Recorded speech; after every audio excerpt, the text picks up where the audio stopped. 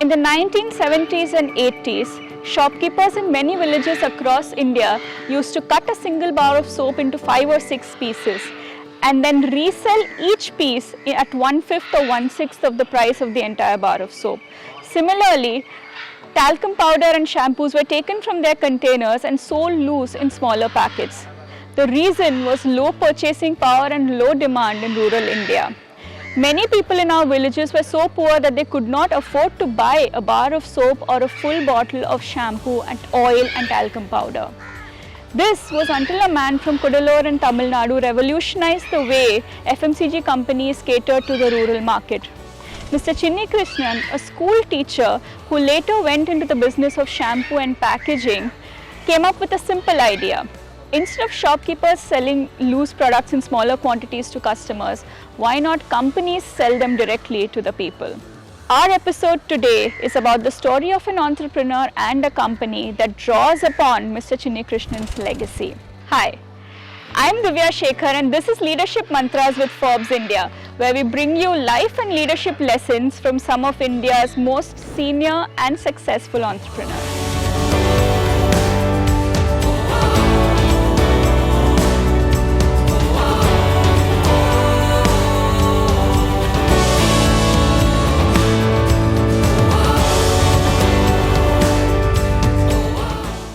Our guest on the show today is Mr. CK Ranganathan, the son of Mr. Chinni Krishnan, who took his father's idea of selling FMCG products in sachets to new heights and founded his company CavinKare in the 1980s with less than rupees 15,000 in hand. Today, CavinKare is one of the most resilient and in many ways iconic FMCG companies in India. Welcome to the show, Mr. Ranganathan. Thank you, thank you. So you were running your father's business after he died along with your brothers before you decided to branch out and launch CavinKare. So can you take us through the early days of setting up this company? What was that like? So after my graduation, I joined my family business. My brothers gave me the responsibility of manufacturing. I didn't know anything about that. But it was just a small outfit, about 7-8 people working in the factory, that's all. So I was just taking care of that. Initially I had my own struggle. I was trying to find my feet in level 2 leadership, that means managing people and getting the job done.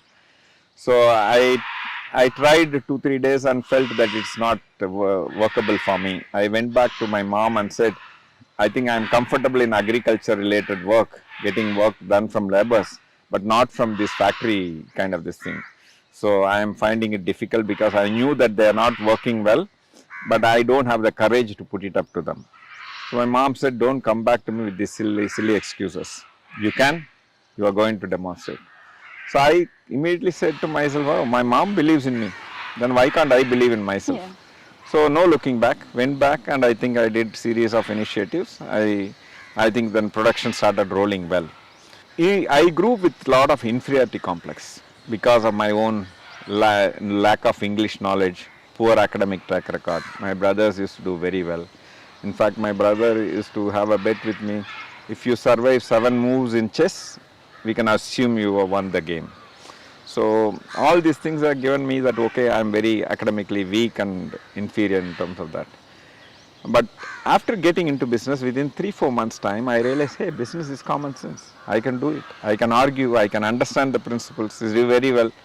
So I started discussing with my brothers, elder brothers, and said, why not this way? Why you are doing like that? We are doing a mistakes. All these things.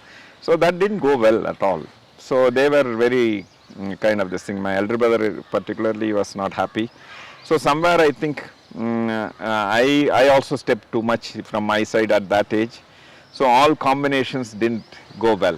So I came to a level that we couldn't have a lunch or a dinner across the table together, but still we are in the same business.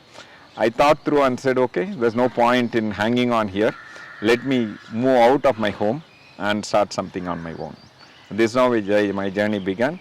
We used to take 2,000 rupees salary per month from the business. Those 7-8 months salary savings, I finally net out, I had about 15,000 rupees. I walked out of my home with that 15,000 rupees. I decided to walk out because I just moved out of my home.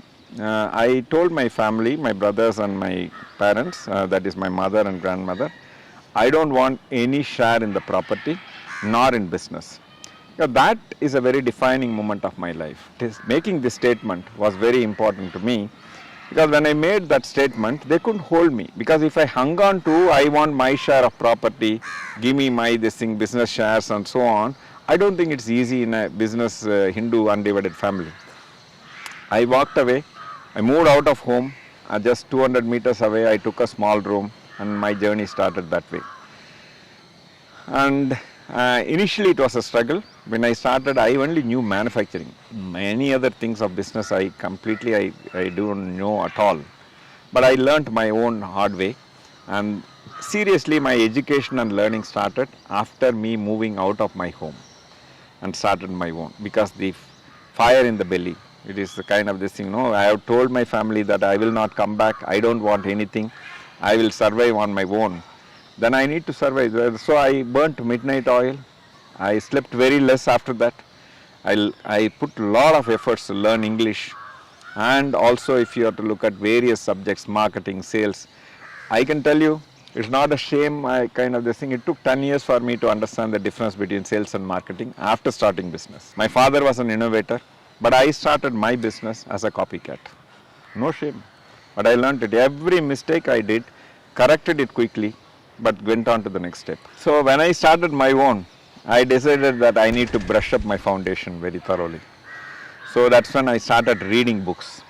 I think that has really helped me a lot in reading books as a habit. In schools and colleges, I never read books. It's only nearer to exam 1 or 2 days before we used to. But here I started reading, I started listening to management cassette very early, because I want to equip myself. That I think is a very foundation of my very success. It took 20 years for me to buy my own house. I always lived and upgraded to a better rental house. And only when the cash flow was surplus, I bought my office space, R&D space. After that, there was cash in the bank.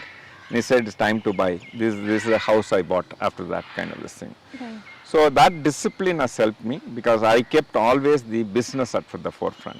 What do you think local pioneers such as yourself, or you take Mr. Karsanbhai Patel of Nirma, or Mr. Harsh Mariwala of Marico, what do you think local pioneers have taught MNCs in terms of pricing and innovation of products? I can say, instead of they take some learning from us, absolutely no doubt. I think otherwise we would not have been successful. But we learned quite a lot from them. I think that let's not undermine the MNCs, the power of MNCs and the kind of knowledge they bring it to the table. That's separate. As by observing them as competition, we learn quite a lot. But what is very important that we have understood, they have deep pockets. Money is kind of flowing for them. Best of talents in the company. If you have to beat them, I can't think the same thing what they are doing. I can't do the same thing. I can't beat their own strategy. I need to be different. This is a very basic rule. Because we tried it, we failed it. So it is very natural for me or Karsanbhai Patel or Harsh Mariwala. It is important that you differentiate. There is a famous book called, at those days it was very famous, by Jack Trout, Differentiate or Die. And that's exactly the situation we were in at that time. So we started differentiating. We started telling where are the opportunities. Because the first opportunity present to us was the big multinational companies. They were actually looking at sachets as a downgraded product, and they were selling only bottles.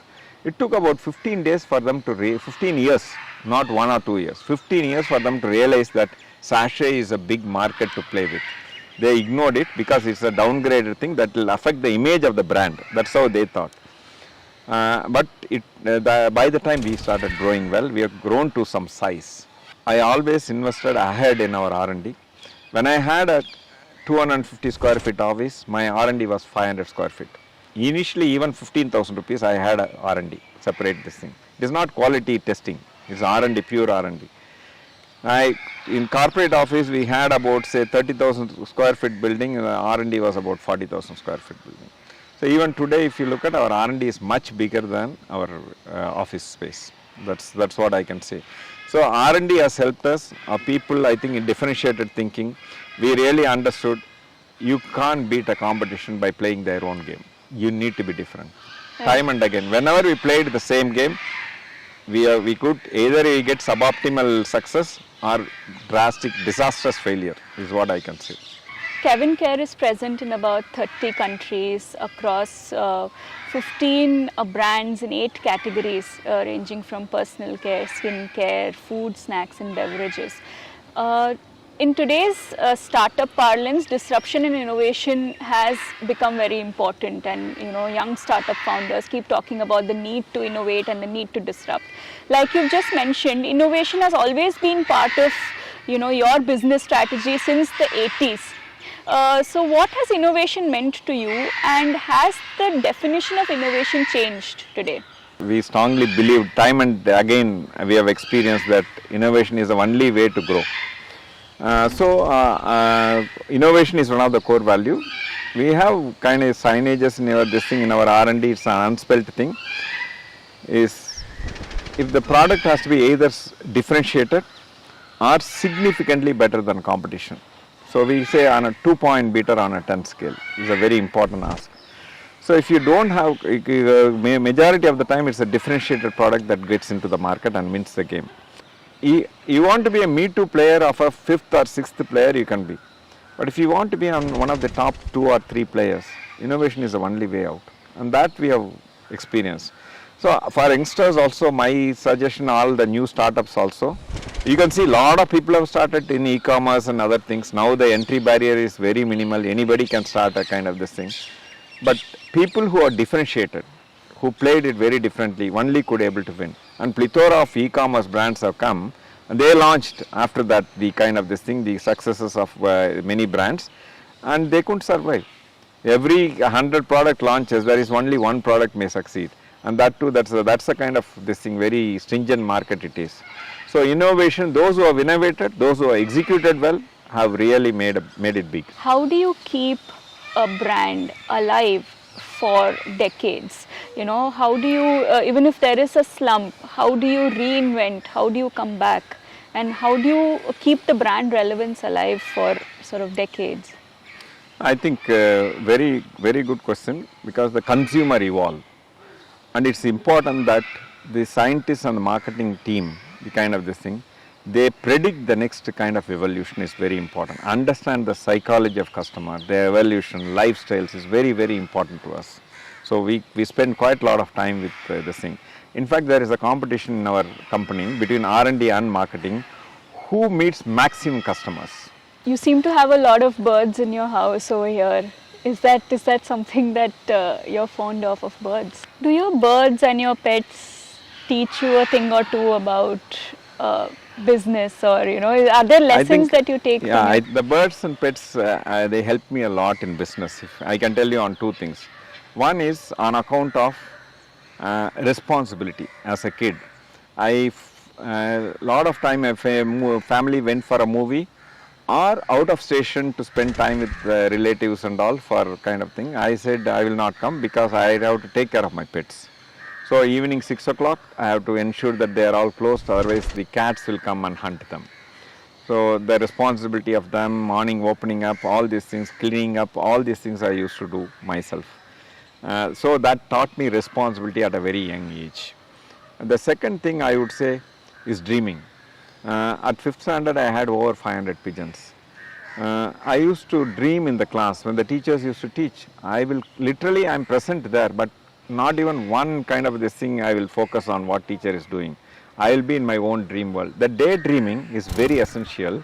Very vivid dreaming is a very important thing I learned from a childhood. I knew that that's going to be a biggest help. So there is a correlation between dreaming and passion, creation. The more, because it was very natural to me when I say that how the business can be grown, how this function can be, what is the kind of attribute of a person or anything, vivid imagination. Anything is created twice in the world. And once you create in the mental creation, the physical creation, you will jump with confidence. You will not have doubts. So that I think has helped me a lot. How would you describe your leadership style, and what is the advice that you would give to younger aspiring entrepreneurs who want to lead their own companies? My leadership is style is unassuming, inclusive, and inspiring, if you have to say. Ideas from anywhere, give them solutions when they are struggling, motivate them, pat them on their back if they do good job. I think that's what I learned, and help them when they are struggling is very important. I think and coach them along. And you can't be telling us do this and do this. You have to say why we should do that. If you explain, they learn. So that way they push you up the ladder. They'll say next time you don't need to do that, I will do. I knew how to do it. So I think we take efforts in constantly coaching and educating the team members so that they push us upward and they grow along. That's the thing I would say. Thank you so much for joining us, Mr. Ranganathan. It was wonderful speaking with you today. My pleasure. Thank you. Thanks a lot. Thank you. For all our viewers, for more videos of leadership mantras, do follow Forbes India on YouTube and our other social media channels. This is Divya, Shekhar. See you next time.